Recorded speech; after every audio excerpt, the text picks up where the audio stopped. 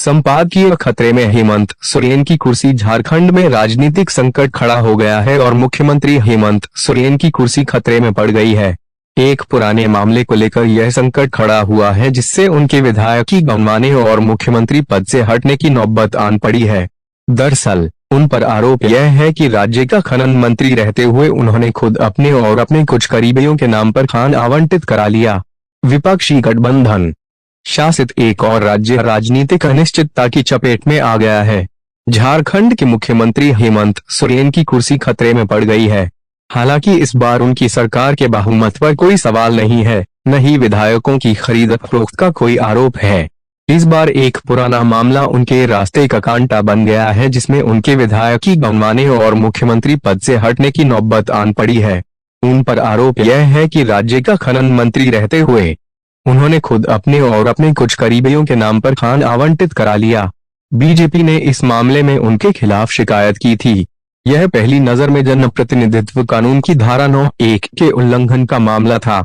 इसके मुताबिक अगर किसी व्यक्ति को सरकार की ओर से किसी तरह का ठेका दिया जाता है तो वह सदस्य चुने जाने के योग्य नहीं रह जाता। इसी तरह अगर किसी निर्वाचित सदस्य को सरकार की ओर से किसी वस्तु की आपूर्ति का या सरकार द्वारा करवाए जा रहे किसी भी कार्य का ठेका मिलता है तो वह सदस्य होने की पात्रता खो देता है। हालांकि मुख्यमंत्री सोरेन का कहना था कि उनका मामला तकनीकी तौर पर इस नियम के दायरे में नहीं आता, लेकिन दोनों पक्षों की पूरी बात सुन लेने के बाद चुनाव आयोग ने अपनी रिपोर्ट राज्यपाल को सौंप दी है। चूंकि आयोग की सलाह इस मामले में बाध्यकारी होती है, इसलिए अब मामला जब तब का ही माना जा रहा है। हालांकि सत्तारूढ़ गठबंधन के पास अभी भी पूर्ण बहुमत है, इसलिए तत्काल सरकार गिरने का खतरा नहीं है, लेकिन मुख्यमंत्री बदलने की सूरत तो आ ही सकती है। यह देखना होगा कि हेमंत सोरेन का अगला कदम उस सूरत में क्या होता है। लेकिन इस्तीफा देकर दोबारा चुनाव लड़ने का विकल्प अपनाने पर भी थोड़े समय के लिए ही सही अपनी जगह किसी न किसी को मुख्यमंत्री पद उन्हें सौंपना होगा।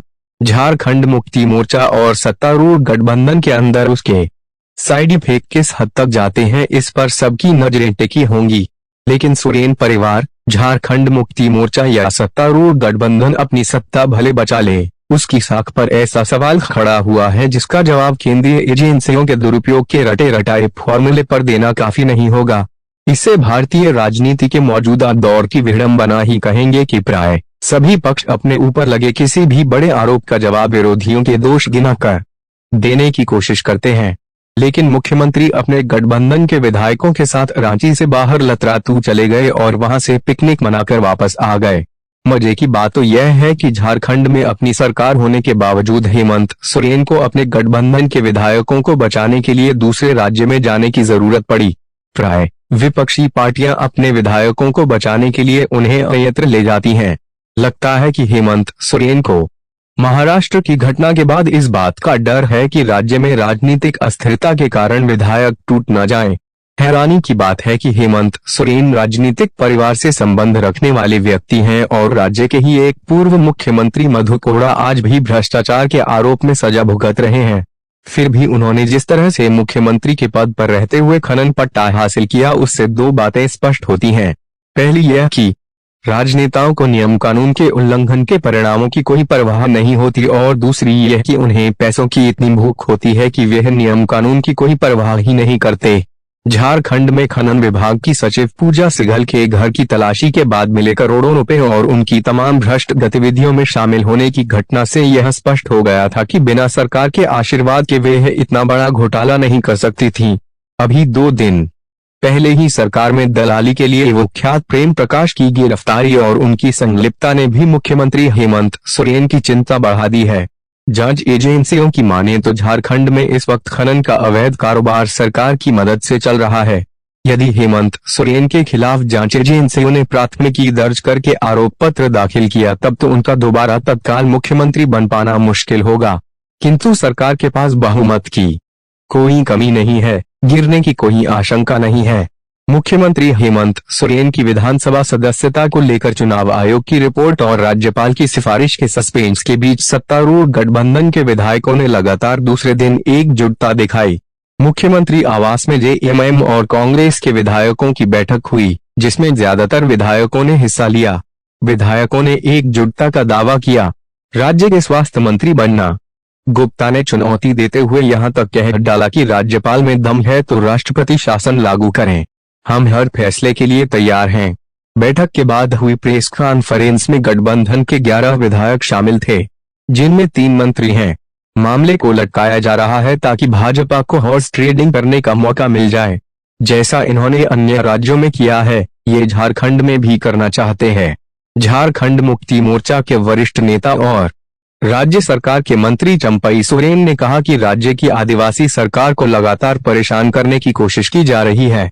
राज्य में आदिवासी मुख्यमंत्री कैसे सत्ता चला रहा है, नेतृत्व कर रहा है, यह भाजपा वाले को हजम नहीं हो रहा है। इसके लिए वे सत्ता में अस्थिरता पैदा करना चाहते हैं। बहरहाल, राज्यपाल की बैठक से पहले मुख्यमंत्री हेमंत सोरेन ने कांग्रेस के प्रदेश प्रभारी अविनाश पांडे से मुलाकात की थी। स्टेट गेस्ट हाउस में करीब 1 घंटे तक चली इस मुलाकात के दौरान उन्होंने विधायकों की एकजुटता को लेकर चर्चा की।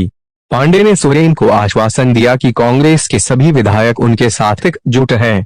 झारखंड के प्रदेश अध्यक्ष राजेश ठाकुर ने कहा कि पार्टी का कोई विधायक कहीं नहीं जा रहा है, सब यही हैं। बहरहाल, सोरेन ने विरोधियों को चुनौती देने की मुद्रा में अपने जनसमर्थन का हवाला दिया है, मगर लोकतंत्र में जनसमर्थन कानून के शासन का विकल्प नहीं होता।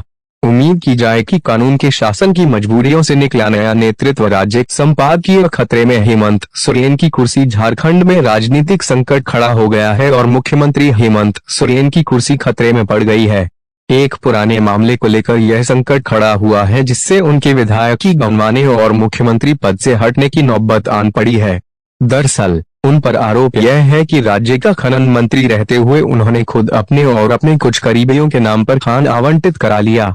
विपक्षी गठबंधन शासित एक और राज्य राजनीतिक अनिश्चितता की चपेट में आ गया है। झारखंड के मुख्यमंत्री हेमंत सोरेन की कुर्सी खतरे में पड़ गई है।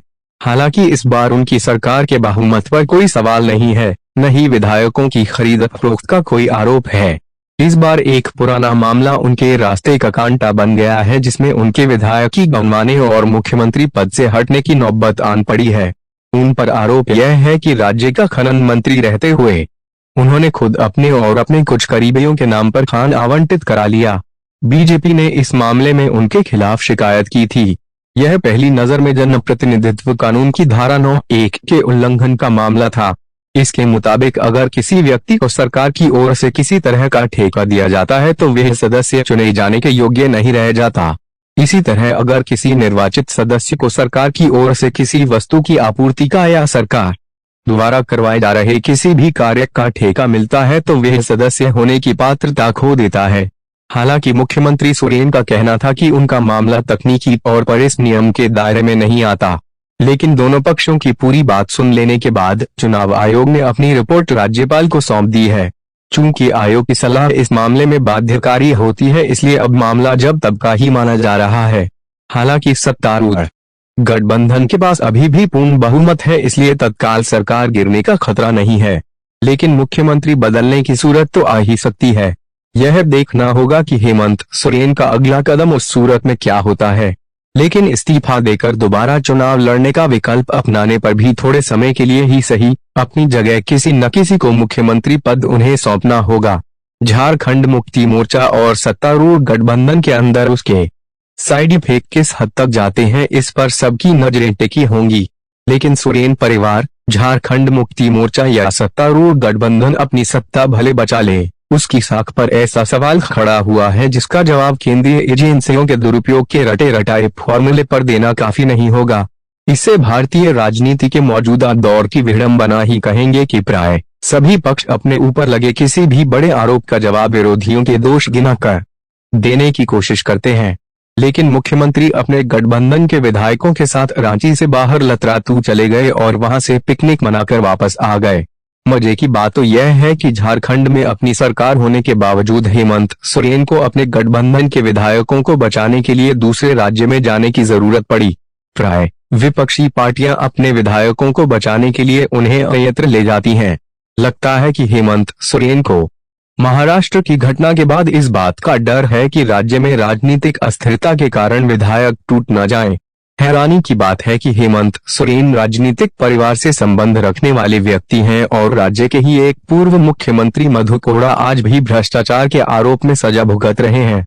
फिर भी उन्होंने जिस तरह से मुख्यमंत्री के पद पर रहते हुए खनन पट्टा हासिल किया, उससे दो बातें स्पष्ट होती हैं।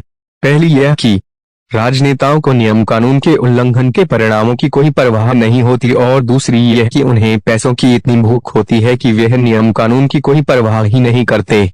झारखंड में खनन विभाग की सचिव पूजा सिघल के घर की तलाशी के बाद मिले करोड़ों रुपए और उनकी तमाम भ्रष्ट गतिविधियों में शामिल होने की घटना से यह स्पष्ट हो गया था कि बिना सरकार के आशीर्वाद के वे इतना